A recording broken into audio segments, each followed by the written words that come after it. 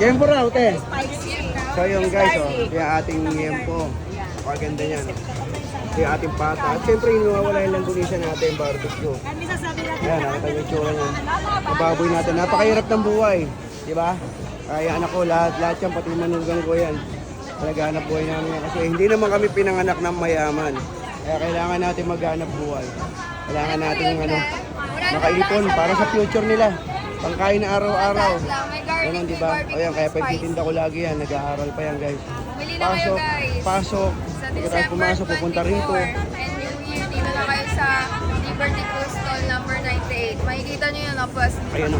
Kapato pero. Ayan. Kaya ano, kung mamimili kayo, ang daming tao.